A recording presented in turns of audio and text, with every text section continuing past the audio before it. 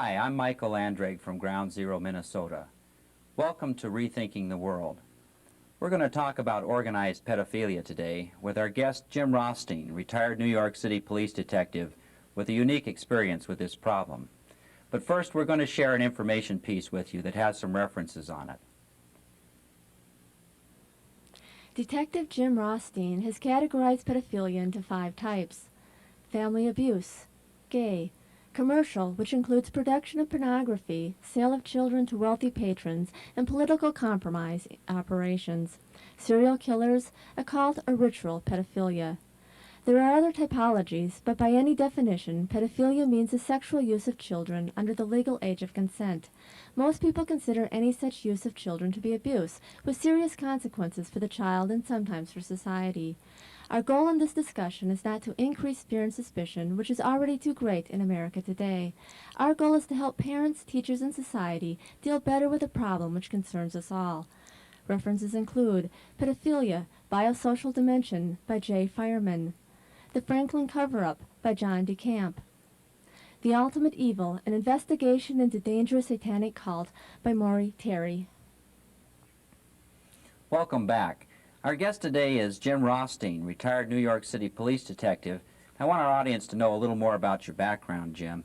You worked for 15 years on the prostitution and sex crimes desk of New York City Police Department, but you've also been invited to consult with Congress on investigation of these matters and also to give expert testimony around the country at various trials. So I'd like you to help us know a little bit more about your background by describing how you discovered the Minnesota pipeline, which was bringing prostitutes into New York City. Well, back in 1968, we first observed a organized pimp operation going on where they were bringing girls in from basically Ohio and Minnesota, and this happened to be the points in the country where these girls were coming through and then were recruited and taken to New York. And eventually that did establish a direct connection to Minnesota. And because I had been born and raised in Minnesota, I had a special interest here, and on a number of occasions I was asked to come out to Minnesota both to testify and to assist the local authorities in the investigation of this type of thing. And we ended up with a investigation that eventually convicted 12 of the major pimps in the United States. Mm-hmm. And you were able to return some of these girls to their families. Yes, at one point we did return a number of girls back to Minnesota especially. We had found that they were picking these girls up, such as at Sauk Center. They had a pipeline right into Sauk Center to get these girls, and then they would bring them to New York and in fact turn them into prostitution. Mm-hmm. And on a number of occasions we were able to return these girls back to a living society here in Minnesota. Great. Now you've cited these 5 categories of pedophilia: the family, the gay, commercial, serial killers, and the occult. And we're going to focus on the commercial pedophilia today, but I'd like you to say a sentence or two about the parts that scare people the most, the serial killers and the occult, because we don't want people getting more frightened about the scene than is appropriate. Yes, you hear these figures batted around that there's 200,000–300,000 kids a year that are being used or disappear from the face of the earth. We looked into that over the years from, say, 68 on to about 1980, and the most we could determine who actually disappeared were about 200 people in the United States. Mm-hmm. And a lot of that was attributed to sacrificial use of children and the use of kids that were taken care of by serial killers. Mm-hmm. So those things do occur, but really much more rare than you might get the impression from the media. Yes, that's true. And I don't know where they get some of these numbers from, because if you look at it realistically, if there were 300,000 kids disappearing every year, you'd run out of children sooner or later. Well, I can give you a guess on that. When you're in a hurry, sometimes you just grab whatever number you see, and those numbers can get passed around, and they tend to inflate. And I think what it does is it puts fear into the people and takes it away from what they should really be looking at on what the problem is. Mm-hmm. Serial killers are the hardest of all, because most of them are lone killers similar to Jeffrey Dahmer, where you find that the guy acts on his own, doesn't work with anybody else, and does these murders. But if law enforcement kept a careful record of it and talked to each other, many of these serial killers do make mistakes before they're found. Mm-hmm. And they're not all that common as we might think. I want to emphasize to our audience that the reason we're talking about this subject at all is not to increase people's fear. Parents are already afraid to let their kids play like you and I did when we grew up, and we really don't want to further that. But part of that process is coming to grips with this problem. So I'd like you to tell us just a little bit more about the types of what commercial pedophilia involves. Well, in the commercial pedophilia, you run into a couple of things. One is the actual prostitution, both male and female. Then you have the pornography end of it. And then we have probably the most hideous of all is the children that are used for human compromise. That gets into an area that nobody wants to admit that exists, and we do know that this has been going on for many, many years, and in many times law enforcement, especially at the federal level, looks the other way because they find it quite convenient to use these types of people to establish intelligence on or to get people to cooperate with what they're doing. Mm-hmm. I want you to help me. Now, I want to come back to that problem, the reservations about federal law enforcement.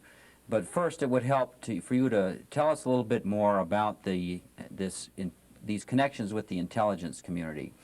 And I think the first case that you came on where you proved that involved a fellow named Tippy Richardson in New York City.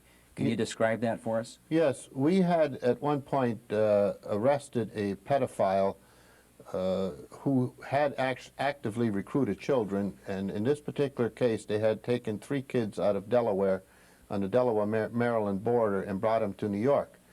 And eventually we followed this person for almost a week straight till we caught him with the 3 boys. And using the 3 children, we then were able to arrest him. And when we arrested him, first of all, we suspected that they were going to try to bribe us, which didn't turn out that he did. But what he did do was offer us information about, in 1971, while he was in a hospital, 3 little boys were murdered in his apartment on 61st Street in Manhattan on the east side. And one of them was Tippy Richardson, and he identified him as a CIA agent. Another guy was a man from OPEC and a well-known heart surgeon in New York. So we followed up on this investigation, and eventually we identified Mr. Tippy Richardson as a CIA agent. Mm-hmm. And tell us how you figured that out, because that's quite interesting. Well, as you know, normally it's quite hard to identify any of them, and what I did in this particular case, I called information to get the telephone number of the CIA, which I then called, and the man that answers the phone, the typical answer is, "This is desk officer number so-and-so," and I says, "Well, this is detective number so-and-so," and we started our game, and I says, "I'd like to speak to Mr. Richardson." And he says, "We cannot confirm nor deny the employment of a Mr. Richardson," and this and that, and I says, "Well, I'll tell you what, I have a message for him." I says, "You tell him the 3 little boys want to talk to him." And I says, "I'm sure he'll know what it is," and I says, "Here's my name and telephone number," and I hung up the phone, and I told my partner, I says, "Watch this." I says, "I'll bet you in a half an hour we hear from him." 20 minutes, phone rings. And the guy, I pick up the phone, I says, "Is this Mr. Richardson, I assume?" And he says, "Yes." And he says, "I understand you want to speak to me." So in the conversation, it came up that it would take him 72 hours to return to the United States. At which time we set up an appointment that we would meet with him in Locust Valley, New York. And on a given time and date and at the place, who shows up but Mr. Richardson? And his typical question was, "Well, I assume you're Detectives Rothstein and Rosenthal," and we addressed him as something other than Mr. Richardson, and we advised him of his rights. And it was quite funny that he was not aware that he, was in a position where he had to be advised, and we told him that his credentials as a CIA agent didn't qualify or give him immunity, and we served him with a subpoena for the New York State Select Committee on Crime. But he did tell us that before we would get back to our office, that this subpoena would be squashed because of national security. We drove away from the scene, and 10 minutes later we called the office. Those days you didn't have the portable telephones yet and anything like that, so we called up and we were informed by the legal counsel to the State Select Committee on Crime that, in fact, national security had been invoked and that Mr. Richardson would not be testifying. Well, now a lot of our patriotic Americans that are watching this are going to have a hard time understanding why spies would want to fool around with little kids, and much less why they would be protected. Can you give us an idea of what they would use children for? Well, first a guy should bring up the point that I cannot see how the killing of children, number one, is covered by national security. But why would they use children? That's very simple. If you have an individual, say, who's on the Intelligence Committee, and your budget is up, and you're not getting what you want, and you need this guy compromised to go along with your way of thinking, you fix him up with a little boy. Or you have somebody who's in a defense armament manufacturer who doesn't want to go along with a certain program, a black budget operation or something like that, so you compromise him. And you fix him up with this little boy, and you tape it and whatever else, and now you have him. He will cooperate then. Mm-hmm. And actually, you mentioned the fine art of human compromise earlier. I want to say that I've encountered that term many times in studying spies, and it is part of the tools of the trade, and it's used by other governments besides our own. But it's still very disturbing to me that we would have anything to do with it.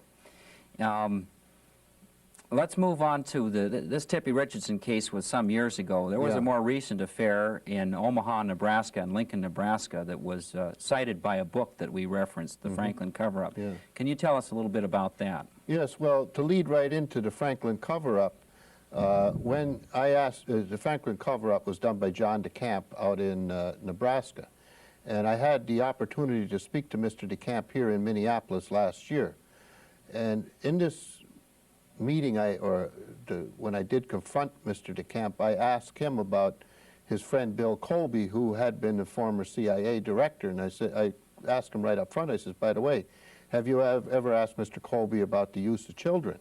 And he said, yes, I did. And the response that Colby gave was that to fight communism, they used any and all methods to combat this great scourge that we were imagined was going on. But he clarified it by saying that the only children they used were young consenting military adults. Now, I found that quite an appropriate way to say that kids were used, and to make it legal, you make them young military adults. And at that time, gays in the military were not known or not really sanctioned, but it did happen. And the Franklin Cover-Up did a very good, in-depth look into a operation that was going on in Omaha, Nebraska. We had become aware of a problem in Omaha as early as 1970. And John DeCamp then picked up on it and did the investigation into it, where they used children to a great extent. And there were allegations that it was a cover-up into the FBI office. This later on resulted in an agent suing the FBI, and he did win a settlement as a result of what was going on there. Right, that was Donald Rochon, who won about $1 million, if I understand the figures correctly. Well, if this book, The Franklin Cover-Up, is an accurate picture, and a lot of the information that is in there came from the legislature actually convened a special investigation and hired an investigator and so forth, so there had to be something going on. But they weren't using young military recruits. They were using kids that they recruited from the streets and the boys' home. And yes, and like I say, with the actual confrontation we had with Richardson, I'm sure that the statement made by Colby was to legalize what they were doing. I find it hard to believe that 17-year-old, by the time they're 17 years old, their usefulness in human compromise is usually gone. The kids that they basically look for is a young 12, 13, 14-year-old who is just reaching puberty. That is the highest value that a pedophile will look for, is a kid that is just getting to that point. That's when they're the most valuable. I want to come back to that, but first you mentioned the problems with the FBI office in Nebraska. Maybe this is a good place to ask. Does the FBI have a particular problem with pedophile cases, or is that just a mistake? Well, getting back to that case, starting back with the prostitution, we did an investigation with the FBI, the IRS, in 1974. And this case did result in the arrest and conviction of 12 of the major pimps. The FBI was very good, was very cooperative, and did a tremendous job. The agents were just unbelievable. But what happened is that when we got done with the investigation, the 2 agents were transferred. We also found over the years, in fact, after I retired, I was approached by an unidentified FBI agent who was sent to me through an intermediary, so I wouldn't know his name. And he was going to be assigned to the pedophile unit that was being established by the FBI. And when he came to me, he asked me, he says, how far can I go before my career will be jeopardized? And I explained to him that in these investigations, when you get to a certain level where it reaches the elite of our country and certain political factions, you better stop, because otherwise you will lose your career. And I have noticed the FBI has never actually done a major pedophile investigation into the upper echelons. There's a good reason for that. It's much easier to use that, the children and the people who are involved, and it becomes a candy store for them to get other people and gather information. For instance, in the case of one of the most notorious pimps is Willie Dunn. Willie Dunn actively traveled to the United States since 1968 to the present, and at one point he had a Winnebago where he would pick up children all over the country, take them from point A to point B, sell them, trade them, barter them, or whatever. And every time we arrested this man, somebody in the federal government would take him out of the penal system and put him back into the street to continue doing what he has done for all these years. Okay, well, tell us a little bit about the mechanics of that without getting into every detail of chicken hawks. Tell us a little about that. Well, basically, when they do find a child, they don't just cold go out and snap a kid off the street. It will happen, but normally either the parents sell them, or a teacher or a Boy Scout leader or somebody fingers a kid that looks and they feel is susceptible to being taken out of the mainstream and put into this subculture.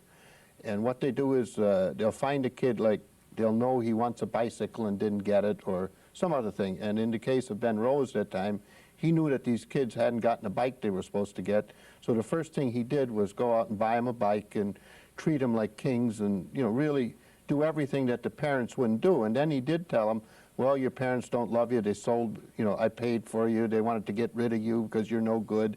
And they break them down. And the thing is, if you do not get these kids back within 72 hours, they're normally lost to the normal society.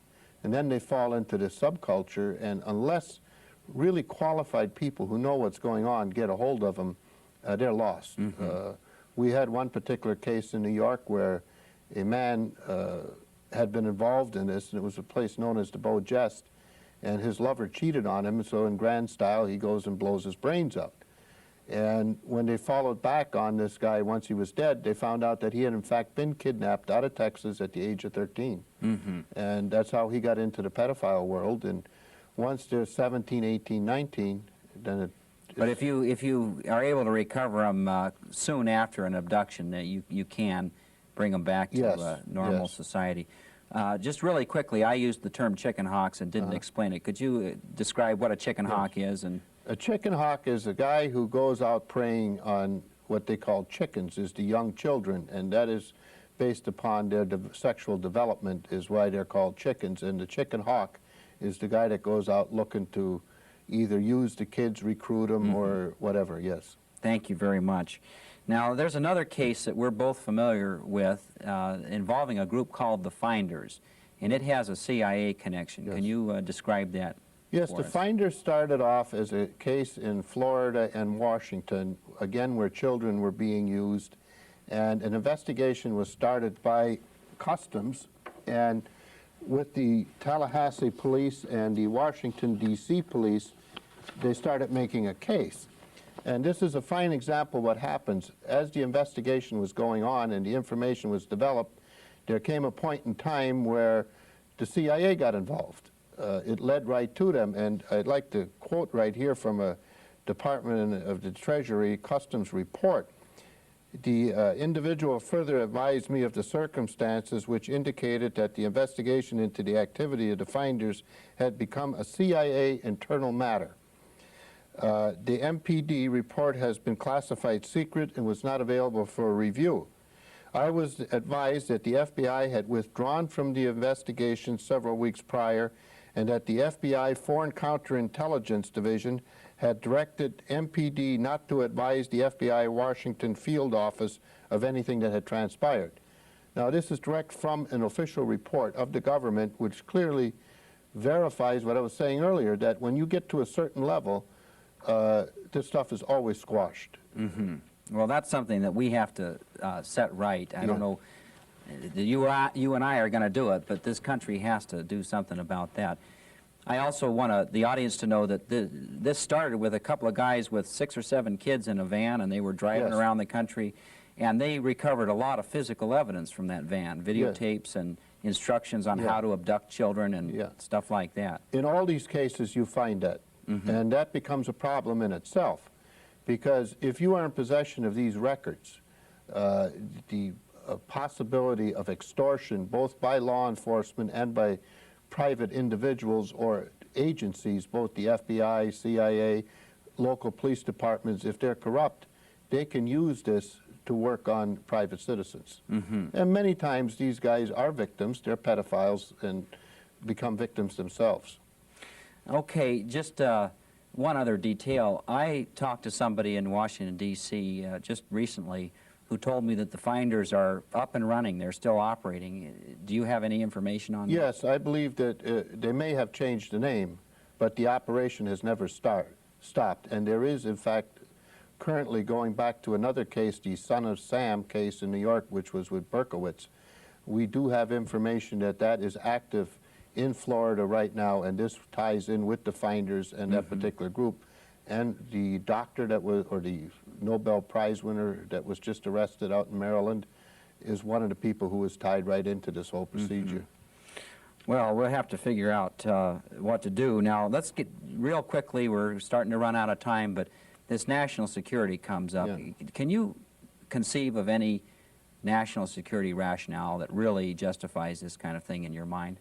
No, national security is being used more and more to cover up criminal enterprises. And one of the biggest is this pedophile business and the use of children that they have used for many, many reasons. But national security is a complete miscarriage of justice in its own right. Well, I appreciate you saying that, because we don't want to jeopardize the national security at all, but I for one, can't comprehend how abusing our own children would contribute to that. Well, that's why I say if they stayed with national security, but I cannot see how criminal activities come under under the National Security Act. I've studied the Act, I've had experts study it, and nowhere is there a rationale that allows them to commit crimes that heinous as they do. Well, they have committed other crimes under that label, and we'll get into that in the next show. I want to focus on solutions a little more. You know, we got into this topic because parents are already awfully scared about the safety of their children. Do you have any advice for parents in today's world that can help them, you know, help their kids have a healthy life, but also protect them from this kind of a problem? Well, yes, it's very basically, it's simple. If you watch who you're associating with and your children are associating with, you can pick out what's going on. And you can't be fooled by the attitude that some of these people have that everybody's safe. You can just turn your kids loose and not watch over them. That's one of the first things. You have to know who you're dealing with. And you'll find that in every instance where a kid gets involved in this, somebody, either a teacher or Boy Scout leader or somebody that the parents have put the children with, leads them into this world. Both the religious also very heavily, yes. How about advice for law enforcement, for the cops and investigators that are trying to deal with this problem? Well, we proved that in the case that we did in the 70s there, where a joint effort by local police, federal agents, and them working together, you can develop a network. We crippled the pipeline from Minnesota and, in fact, totally destroyed it. Not saying there's no prostitution going on now, but that particular group was completely eliminated. Once you put these people away for more than 90 days to pimps, the thing is gone. And it shows that a joint investigation does work, but what has happened is the federal people don't want to communicate to the local level. And in many cases, you will see the FBI acts upon reports they read that are instituted by other law enforcement groups instead of doing their own investigations. Mm-hmm. Well, we're going to get, we've only got a minute left. We're going to have another show with you on other areas of criminal activity that impact on the national security, and particularly the intelligence realm. But maybe you can just describe for a minute your introduction to Michael Riconosciuto, because he's a bridge between these two worlds. Yeah. Well, there's a very interesting case. Michael Riconosciuto shows up in the Inslaw case, and that's where I first ran into him. And I did interview Michael personally for quite a period of time, and over the phone I had interviewed him for many hours.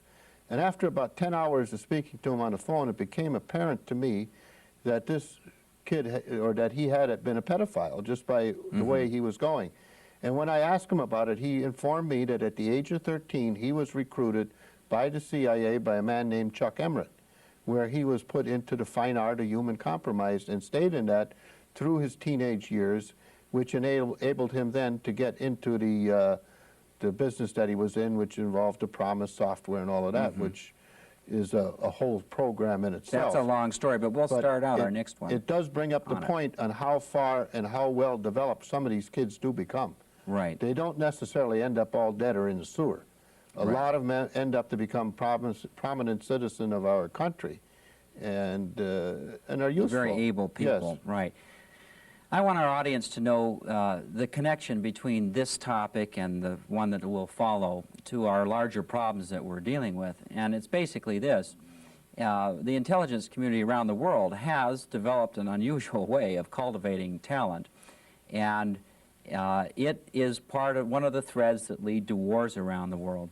And so we're going to try to deal with the larger issue, but also with the personal issues of security and confidence in our national law enforcement, so that we look at them as people who are protecting us rather than abusing us. Thanks very much for joining us with Rethinking the World today. We'll be back to talk about spies and crime next week. Ground Zero Minnesota is an all-volunteer education nonprofit dedicated to informed democracy and human survival. We cannot guarantee the accuracy of opinions expressed by anyone on this series, but we have screened them as best we can and have concluded that their stories deserve a public hearing. For more information, call or write us. You may copy this video for any constructive educational purpose.